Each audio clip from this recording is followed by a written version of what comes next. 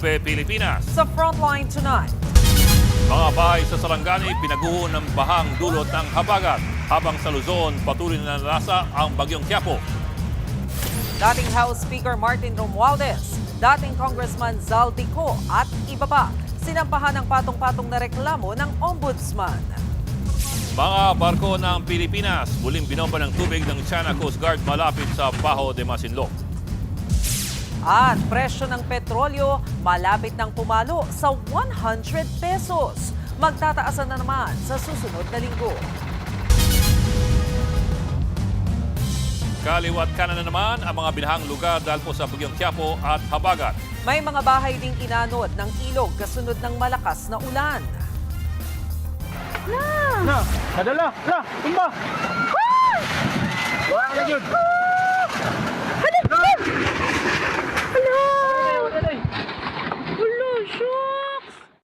Biglang bumagsak ang dalawang bahay na yan sa bayan ng Maasim at Glan sa Sarangani. Lumabot kasi ang lupang kinatitirikan ng mga bahay bunsod ng walang tigil na ulan doon. Malakas na ragasa rin ng baha ang namerwisyo sa General Santos City. Isang lalaki pa ang tumalon sa baha. Natangay siya ng agos pero nakaligtas din siya. Hala ka! Hala! Han!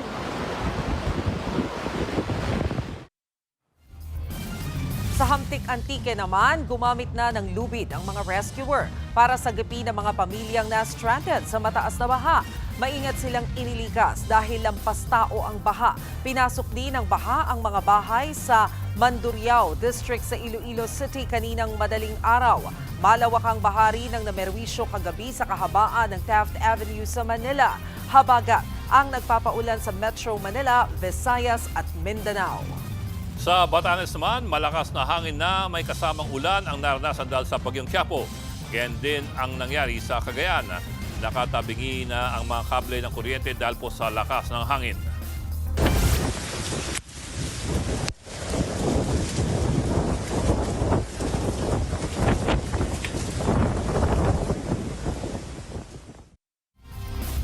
Naglandfall kaninang hapon ang bagyong Quiapo sa Camiguin Island sa bayan ng Calayan. Ayon sa Pag-asa, lumakas ito ngayong gabi sa Severe Tropical Storm category.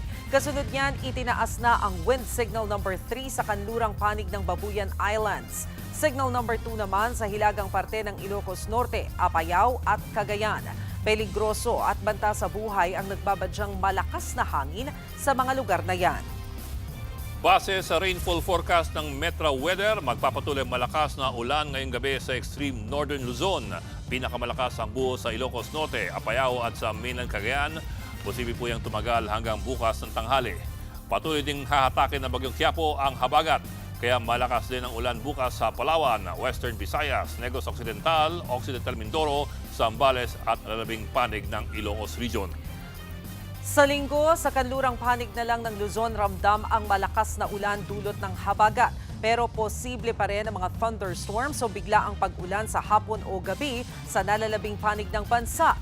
Maulan din ang ating weekend dito sa Metro Manila dahil sa habagat. Posibleng ganyan rin ang maging panahon sa zona sa Lunes. So magiging maulan yung 5th State of the Nation address ni PBBM on Monday. So in many ways, you will see storm clouds over the zona. Yeah. Figuratively and literally. Yes. Oo. Although nag-expect din tayo ng mga rally outside, kaya lang kung uulanin sila. Siguro mas maigi kung umulan na lang dun sa may area ng Angat Dam para tumaas-taas yung water level natin kasi as of yesterday, nasa critical level pa rin tayo. Below critical level na. Oo. Sana lang yung hindi masyadong malakas ang buhos kasi minsan hindi naka-cope yung drainage systems. Even sa bandang Yeah. Angat, you don't want naman to overwhelm kahit paano the reservoir. Yes. Kaya lang, ang sinasabi kasi baka daw kapag ka nagdire-diretso to, maka-experience pa tayo ng tagtuyot by year-end o baka umabot pa hanggang sa susunod na taon. So it's also an advantage kung umulan na dun sa area na yan. Anyway, let's see what happens over the weekend and on Monday. Sinampa na reklamo sa Ombudsman si dating Speaker Martin Romualdez kaugnay po sa flood control scandal. Damay din sa pinaiimbestigahan si dating Ako Bicol Party List Representative Zaldico at ilan pang opisyal. Mga reklamong plunder, direct at indirect bribery, graft at money laundering ang sinampa laban sa kanila. Inakusahan si Romualdez na tumanggap ng kickback sa ilang flood control projects, habang si Ko naman ang nangunang umano sa pangongolekta at pag-deliver ng pera. Si Ko ang dating chairman ng House Appropriations Committee na siyang sumusuri at nagsusumite ng panukalang budget sa plenaryo. Ayon sa ombudsman, may ebidensya rin daw na nakatanggap si Romualdez ng pera mula kay Ko sa pamamagitan ng pag-atid ng mga mali-malitang pera. Mula 2022 hanggang 2025, nasa 56 billion pesos ang kabuang halaga ng umano'y nakamkam mula sa flood control budget. May ebidensya raw na paulit-ulit nakakuha ng ill-gotten wealth sina Romualdez at Ko sa pamamagitan ng kickback at pag-impluwensya sa proseso ng pambansang pondo. Matibay din daw ang ebidensyang paulit-ulit silang tumatanggap ng kickback mula sa flood control projects. Sa reklamong money laundering laban kay Romualdez, giniit ng Special Panel of Investigators na ang perang nakuha ng kongresista bilang kickback ay hindi lang itinago bilang cash. Ipinadaan umano ito sa mga kumpanya at iba't ibang transaksyon bago gamitin sa pagbili ng ari-arian at mga investments. Bibigyan ng ombudsman sina Romualdez at Ko ng pagkakataong magbigay ng kontrasalaysay para sagutin ang mga alegasyon. Susuriin sa preliminary investigation kung may sapat ng basehan para isampa sa korte ang mga nasabing kaso. Ayon sa kampo ni Romualdez, noon pa man ay handa na ang kongresistang harapin ang anumang reklamo. Naniniwala raw silang malilinis ni Romualdez ang kanyang pangalan kung magkakaroon lang ng patas na investigasyon. Wala pang bagong pahayag si Zaldico. Una nang sinabi ng ombudsman na tinangka ni Romualdez na umalis ng bansa. Una ring sinabi ng Bureau of Immigration na may natanggap silang report kaugnay ng mag-a-abroad na kongresista. Pero sa bagong pahayag ng kampo ni Romualdez, sinabi nilang dapat itama ng BI ang kanilang pahayag dahil wala itong basihan. Sa Lunes na po, ang SONA, ang State of the Nation Address ng Pangulong Marcos. Bakit po ito makahulugan? Isang taon na kasi mula nang gawin ng Pangulong Marcos ang kanyang talumpati tungkol po sa flood control scandal, ang binansagang "Mahiya naman kayo" speech. Dito siniwalat ng Pangulo na bilyon-bilyon ang ninakaw sa mga depektibo at ghost flood control projects. At sa mga sumunod na araw, lalong naging mainit ang Pangulo sa issue ng flood control. Wala raw special treatment. Abangan daw at may mga mapapakulong na big fish bago ang Pasko ng 2025. Isa pang binitawang pangako ng Pangulo, hindi raw ito pakitang tao, hindi raw ito optics. Anya, we file cases to put people in jail. Pero matapos ang isang taon, sino-sino na po ang mga opisyal na nakasuhan at nakulong sa mga flood control project scam? Ang listahan po ng mga mataas na opisyal na nakulong ay maiksi pa rin po. Si Jinggoy Estrada, kinasuhan muli ng plunder. Siya pa lang ang pinakamataas na opisyal na hinuli. Si dating Senador Bong Revilla, kalaboso din. Si dating Public Works Secretary Manuel Bonoan, kinasuhan din pero mukhang gagawing state witness. Yung iba, puro mga mid-level officials ng DPWH. Si dating District Engineer Henry Alcantara, si Bryce Hernandez, at si JP Mendoza. Isa pang kinasuhan pero nagtatago abroad, si dating Appropriations Committee Chairman Zaldico. Hindi umuusad ang kanyang kaso dahil nga wala po siya dito sa bansa. Pero sila lang ba? Si Senator Chis Escudero at Joel Villanueva hanggang ngayon pending pa rin ang kanilang preliminary investigation sa ombudsman. Ibig pong sabihin, hindi pa sila nakakasuhan o wala pang finding ng prima facie evidence laban sa kanila. Pero siyempre, ang tanong ng lahat, anong nangyari kay dating Speaker Martin Romualdez? Si Romualdez ang paulit-ulit na iniuugnay ni Zaldico sa flood control scandal. Ito po, ngayong Biyernes, inanunsyo ng Ombudsman ang rekomendasyon para sa pagsampa ng reklamo para sa preliminary investigation laban kay Romualdez. Parang ang lalim pakinggan. Pero kung pag-aaralan mo po talaga ang ibig sabihin niyan, halos hindi po umusad ang kanyang kaso. Ang ibig sabihin lang po niyan, merong rekomendasyon ang mga investigador ng Ombudsman na magsimula ng preliminary investigation ang mismong ombudsman laban kay Romualdez para sa kasong plunder. Bagamat mabigat pakinggan, internal lamang po yan sa ombudsman. Wala pa sa Sandigan Bayan. Mula sa isang grupo ng mga investigador, papuntang ibang grupo ng mga investigador sa parehong organisasyon. Bale, ang gagawin ngayon, aalamin pa lamang kung sapat na ba ang ebidensya para magsampa ng totoong reklamo sa Sandigan Bayan. Magaramang pakinggan ang press release ng ombudsman sa simpleng paliwanag para ngayon pa lamang isasalang sa piskal ang kaso laban kay Romualdez. At ang pag-anunsyong yan, tiyempong-tiyempo sa first year anniversary ng talumpati ng Pangulo sa flood control scandal. At kaugnay niyan, mismong si Pangulong Bongbong Marcos ang nagpahaging na posibleng matalakay ulit ang isyu ng korupsyon sa kanyang ikalimang sona sa Lunes.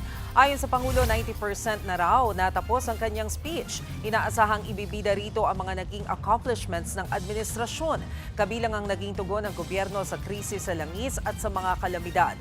Pero kung taong bayan ang tatanungin, ang pinaka-inaabangan sa sona ay ang usad ng investigasyon sa trilyong pisong flood control scandal. Base sa Pulse Asia Survey, mula June 28 hanggang July 6, 29.8% ang gustong marinig ang update sa pagsugpo ng administrasyon sa korupsyon, partikular na ang flood control scandal. Katumbas yan ng halos 30% ng 2,400 respondents. Until 1 hour before the zone, I'm still changing it, because of course we want it to be perfect. So, but on the whole, yes, on the whole, it's I would say the actual language is 90+% done. We're just fixing it up.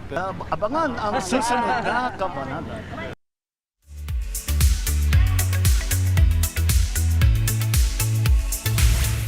Sa showbiz, parating na ang bagong avatar, the Master of Four Elements.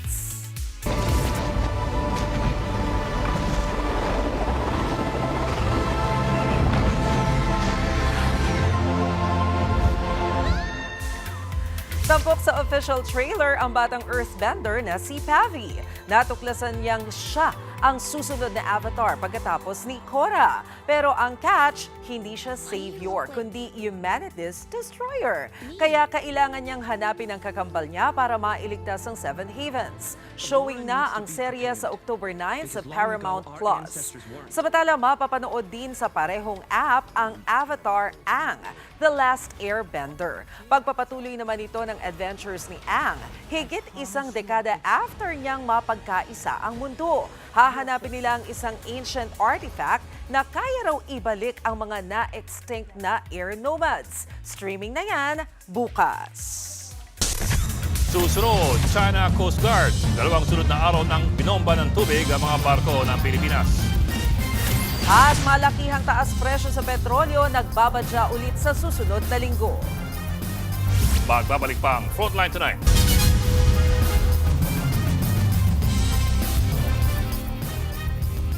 Mga kapatid, Ed Lingaw po, maging maalam at may pakialam sa mga napapanahong balita sa ating bansa.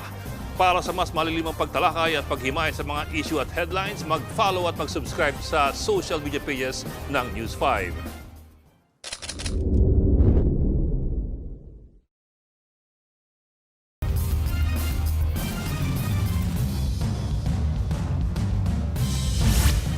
Sa ikalawang sunod na araw, binombahan na naman ng tubig ng China Coast Guard ang mga barko ng Pilipinas malapit sa Bajo de Masinloc.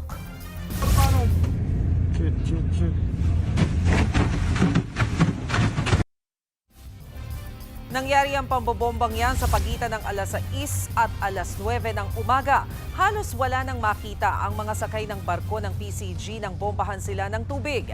Pansamantala pang nawala ng satellite internet connection ang isa sa mga barko ng Pilipinas matapos itong tamaan ng water cannon.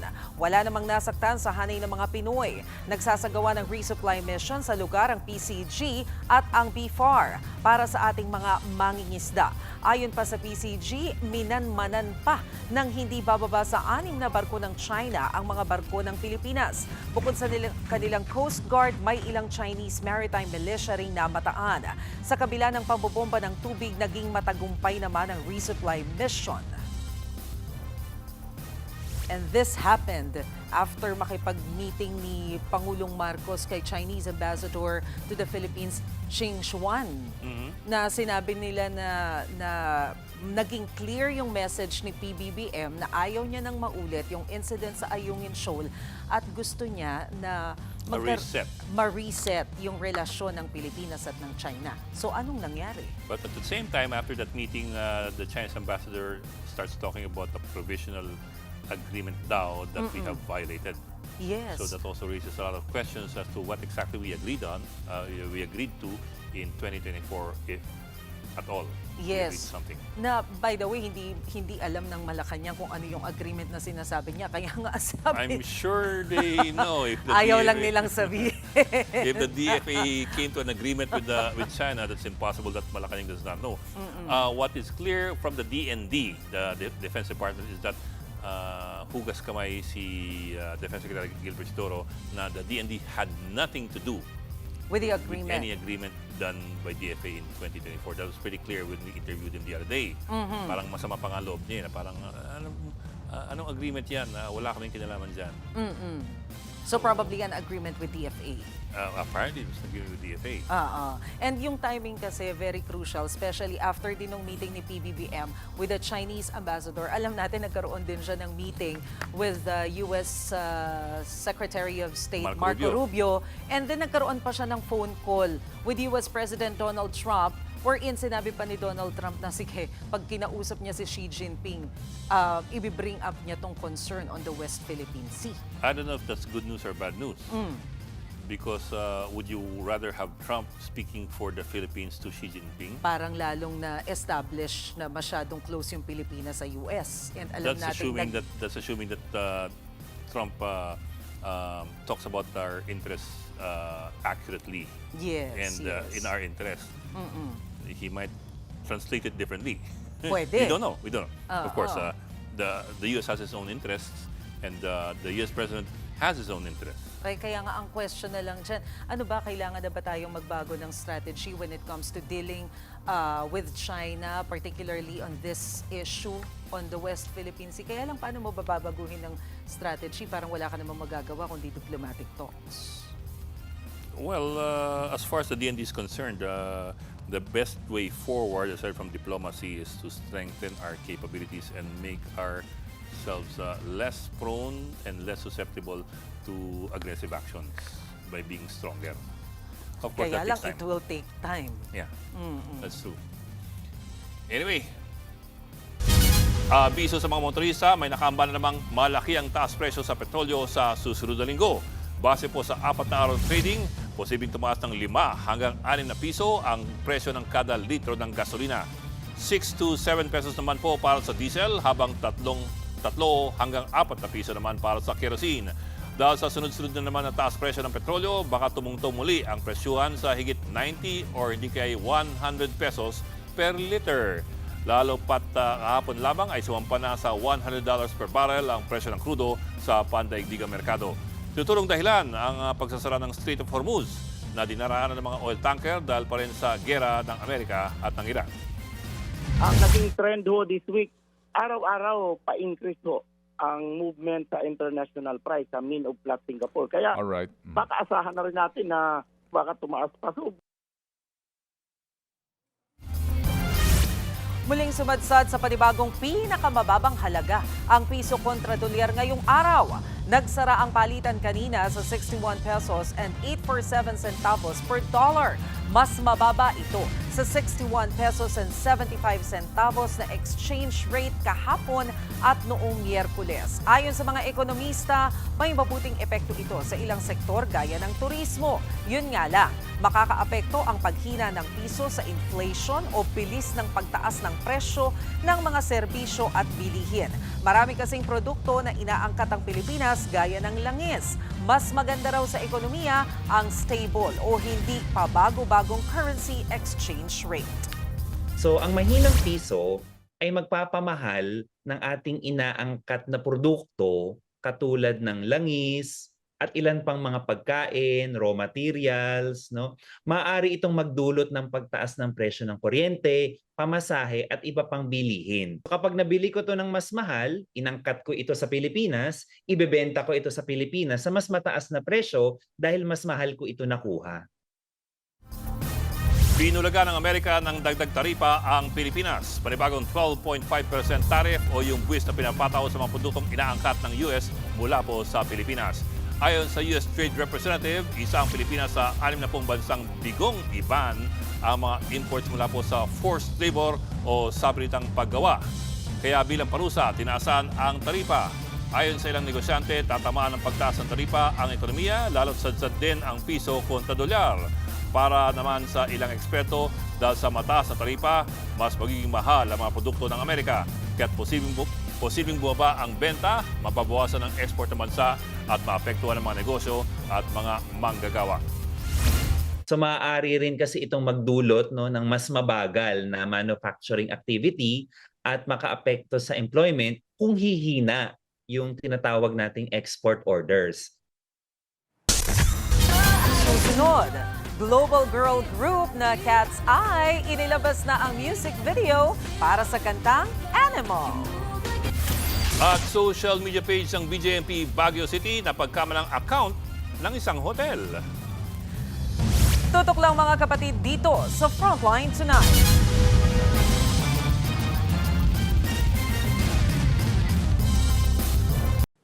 Mga kapatid, Mean Los Baños po, huwag magpahuli sa mga balita at impormasyong dapat ninyong malaman. Para sa mas malawak na balitaan at diskusyon, mag-follow at mag-subscribe na sa social media pages ng News 5.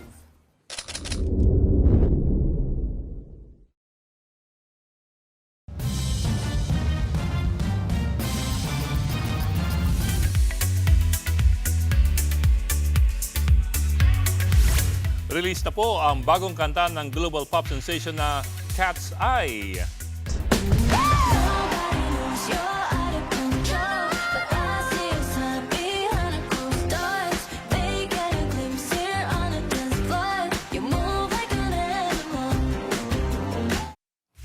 Yan po ang bago nilang single na Animal. Co-written yan ng Grammy Award-winning singer na si Ed Sheeran.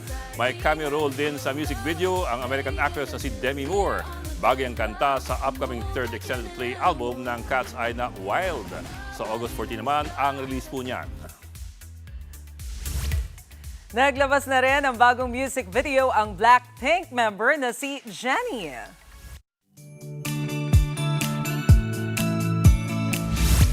At para sa ating pabawang pampag-good night, weekend na naman, kaya't uso ang staycation. Pero may isang turista na inakalang hotel ang Baguio City Jail Female Dormitory. Abay chinat ng netizen ng Facebook page ng Baguio Jail Female Dormitory, tinanong kung mayroong available units. Agad namang nilinaw ng page na kulungan po yun ang mga babae. Aliw ang netizen sa eksenang yan. Ang BJMP naman nag-flex ng kanilang pasilidad na para namang hotel talaga. Biro ng iba, may Netflix ba dyan? Abay, ang social naman pala kasi may coffee. May coffee pa na kiosk. Oh, pero may barbed wire. Oh. Oo nga. Para nakakagulat naman. Paano naman napagkamalan niya na na hotel? Uniform pa lang. Okay yan. Free board and lodging yan. Oo nga, no? Oo, di ba? Free board and lodging. Libre lugaw. Wala kang gastos yan. Panalong-panalo. Yun lang. Baka hindi ka palabasin agad. Hindi ka sure kung hanggang kailan ang staycation mo. Baka na yan, vacation na talaga ang mangyari sa'yo. Sige, ibubuk na kita, ha? Hindi, wag na, hayaan mo na. Akala ko gusto mo. Kaya kong maghanap Sabi ng mo iba gusto kong mo, staycation. ako bahala Wala sa'yo. naman ako sinabi na gusto ko. Naku, Naku, wag mo nga ibubuk na iniiba. yan. Nagbasa ka nga kanina ng Cat's Eye. Tuwan-tuwa nga ako sa'yo eh. Alam mo ba yung nabasa mo? Bagay pala sa'yo. Good night na tayo. Kapag wala si Johnny, pwedeng-pwede ka pala talaga sa showbiz segment. Pumarang ka sa show. Teka, mag-goodbye na tayo. Baka matrouble pa tayo.